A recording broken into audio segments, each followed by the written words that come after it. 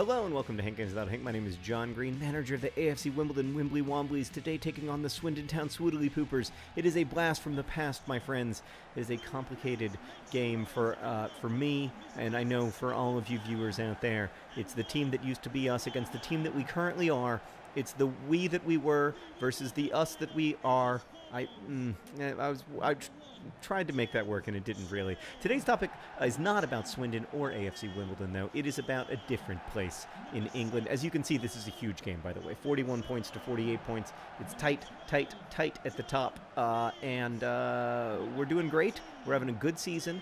Despite all the complaints about the scoreless draws, I think we're having a very good season. I think we've have an underappreciated season. There's Aussie manager. One other thing I want to note. This is surprising, but it is raining in Wimbledon. We're starting today a little bit of a team. I wouldn't say it's an ideal team because we've got some fatigue issues because the fixtures have been piling up, and we have not made. We don't have a very deep squad. That's for sure. We have I think a strong first team.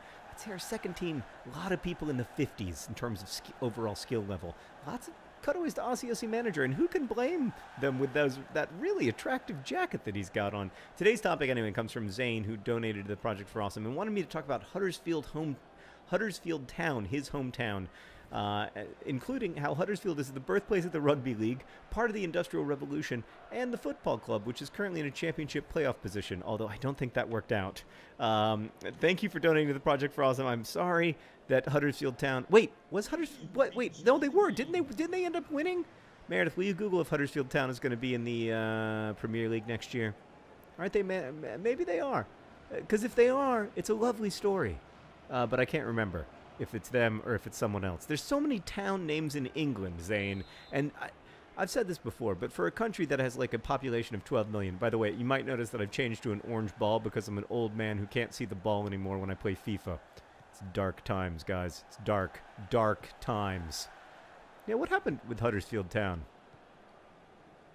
Yep, Huddersfield Town are in the Premier League. Congratulations, Zaen! What an incredible accomplishment. It's an amazing story. The club were bought by a business person who was a fan of the team and has really worked their way up with one of the smaller. Oh no! Oh boy, that was very, very dangerous right at the beginning. Shea LaBeouf back in goal though, and he did a good job intimidating the Swindon Town striker in that situation. So with one of the smaller budgets in the championship, made it all the way up to the playoffs, and then won the playoffs at Wembley I believe in a penalty shootout to go up to the Premier League. So I can't wait to find out all the ways that Liverpool will find to lose to Huddersfield. It's exciting, very exciting for them. Speaking of exciting, that's a nice series of balls, but it didn't work out. But Ball John Green's still on it, but then he passed in the middle of nowhere. Ball John Green, you're better than that. Frustrating. Frustrating. Then we've got this weird cutaway. And now we're back. Oh, FIFA. Yeah, as this is the only video game I play, I don't know if it's any good, but sometimes it seems to me that it could be better. But I do. So the only reason I know Huddersfield is because of wow, that was a curious decision by the Swindon Town player, is because of the role that it played in the Industrial Revolution. And in general, it's fascinating to me that these little English towns ended up being so critical to human history. It's got to be, and it isn't, but it has to be, but it isn't. Oh wow. Wow. I mean, once again, Reevesy with a golden opportunity, the golden child with a gilt-edged opportunity that he can't make happen. Very frustrating, I think, for AFC Wimbledon fans everywhere. And I think they're probably, you know what they're probably saying? They're probably saying he needs to be in that holding role. And you need to, that's a really good point, guys. Reeves is not a finisher. I think at this point we can just agree he's not a finisher. So we're going to bring up Parrott and see if we can make that happen, because that was an unimpressive. That was deeply unimpressive. I don't know what else to say. Like, that was not the finish of a confident central attacking midfielder. That's a nice ball. It's Ball John Green. It's got to be, and somehow it isn't. What happened there? How could it not have been? What did I need to do differently? Was it? Oh, it was saved. Wow. The Swindon Town keeper having himself a world-class game. I'm fascinated by the way that the Industrial Revolution played out and why it happened in England. And it seems to be mostly, from what I've read, that in England coal was pretty close to the ground, and then it became efficient to try to sort of oh wow, again the keeper. And then coal was valuable enough that people started to basically have a big incentive to build engines to kind of continue to get coal, and that the fact that the engines required coal for to work was not a huge disincentive, because coal was pretty cheap to get and pretty valuable. So like the value, it's interesting to me that like it was sort of, for a long time, industrialization was a chicken and egg problem, which is that you needed a lot of energy to create energy, and then the sort of geographic reason why you needed less energy after a while was like mostly because the coal was close to the ground. Pass, and then shoot, and then it didn't work. Gosh, I was trying to do something right for a change. But really, Vigaroo. Wow, that's a great name. That guy might be worth picking up. We've got a corner kick, though. We never score from corners, but we've got one here. And is Vigaroo going to come out? He's not. He's not. It was a good opportunity, and then is it in the back of the net? It is. Oh, celebrations. It's time to go wild. It's Meadsy. Of all people, Meadsy. Coming from the back to score. Who could have predicted it? Of all the people who might have scored, we almost scored from a corner kick. We sort of, it was a sick, weird deflection situation. It was beautiful. That was just, it couldn't have been any better. The only thing that could have been improved upon maybe was the celebration. Hard to celebrate from inside a goal, as Meadsy just proved right there. 36 minutes in. We're winning 1-0. There's a lot of concern about the climate in our office, I think. Lots of people coming in and out worried about whether the air conditioning is on. I think they just need to suck it up. We don't have, until industrialization, to get this back to Huddersfield, there was no air conditioning. And did people complain? Probably. Yeah. So obviously geography played a huge role in industrialization and in England being the center of industrialization, which in turn played this huge role in human history of why the UK became this massive global power. And in a way, the most important thing it did, of course, was like reshape the football landscape, because having it been invented in England was a huge advantage to football when it came time to sort of decide what the world sport was going to be. So I would argue that in a way, Huddersfield Town is not only a team that now, not only a town that now has a Premier League club, maybe the smallest town of the Premier League club. I don't know. I don't know about the size of English towns. Meredith, I hope you're looking up some interesting Huddersfield facts for me, by the way, on the Wikipedia. But oh, it's the 10th largest town in the UK, so in fact they should have a Premier League team. They should be consistently 10th. Is it the 10th largest town or the 10th largest city? Because I think they define things differently. All right, it might. I don't know. Nobody knows for sure. It's also possible. I don't want to say, Zaen, that you are necessarily a fictional character, but it's also possible that there is no real Huddersfield Town, and that it's made up. Like Norway. I have to confess, though, that other than that, I don't know that much about Huddersfield Town. And I don't know much about rugby.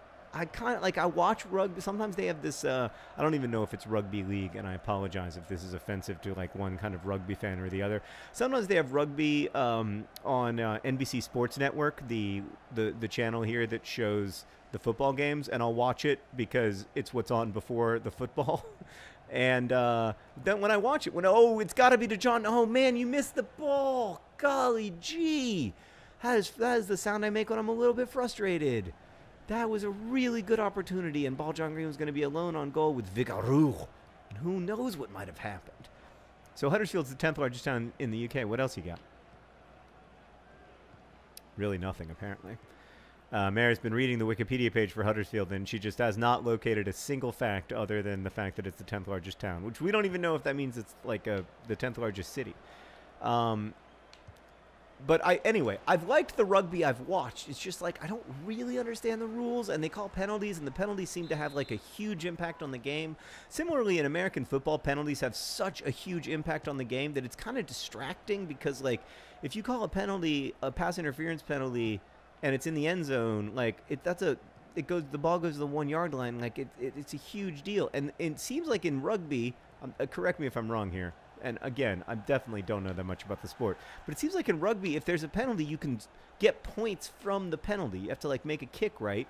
But you can get points from the penalty, which just means the penalties, it just seems like they're hugely, hugely important. Now, I know that the same is true in soccer, that like a penalty kick or a red card is a huge deal. That's ball John Green, and it was a nice ball, and then I was unjustly maligned, very unjustly maligned.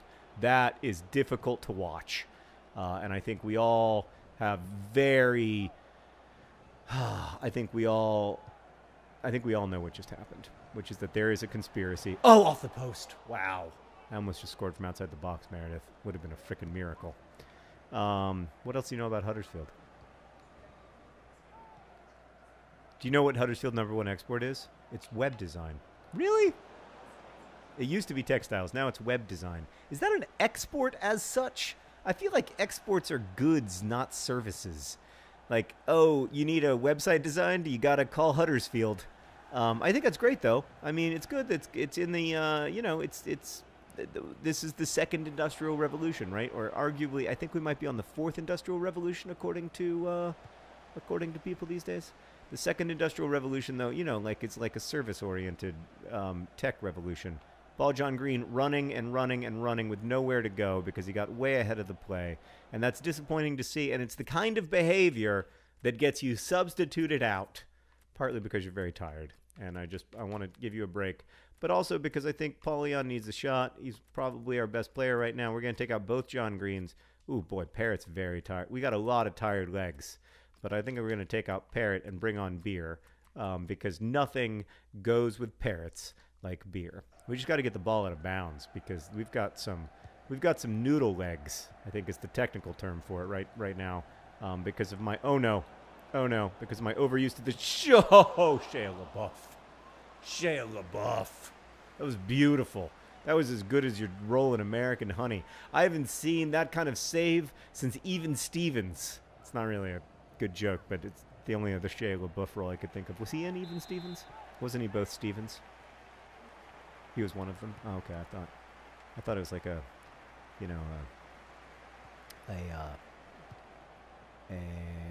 Eddie Murphy style situation, but no, I guess it was like Norbit. Yeah, I thought it was sort of a Norbit situation, but I guess it wasn't. I guess he was only one of. I mean, Shia LaBeouf's such a good actor. Of course, he could have played both Stevens. What else do we know about Huddersfield Town? Leader of the first industrial revolution, leader of the second. What else? The first team to win the league 3 times in a row in soccer. Oh, great! That's great. Congratulations. Look who's on the ball. It's Lyle Taylor. It's a very tired Lyle Taylor. He's going to cross it into the middle. There's not a soul there, except get there. Oh, he was held back. He was held back. Beersy was held back. Beers had a tough season so far. There's no two ways about it. It's a 58 skill level in FIFA 17, which I would argue is in and of itself just incorrect. But it's been a tough season for him. However, we are very close to a coveted 1-0 professional level victory against Swindon Town. In fact, we've done it. We've done it. We have just beaten, it's a classy handshake by Ossiosi manager, and that's the kind of class act he is. We've just beaten Swindon Town, 3rd place in the league. This is a great result for us. Very, very difficult for Vigarou, who might have a future with the Wimbly Womblys if he doesn't watch out. That's right. Watch your back, Swindon. I've got a war chest for the January transfer window. Look at Meadsy. I'm so proud of you. Congratulations, and thanks for watching. Up the Huddersfields. I don't know their mascot. I'm sorry. Sorry, Zaen. But good luck next season. I'm sure you guys are going to beat Liverpool. Best wishes.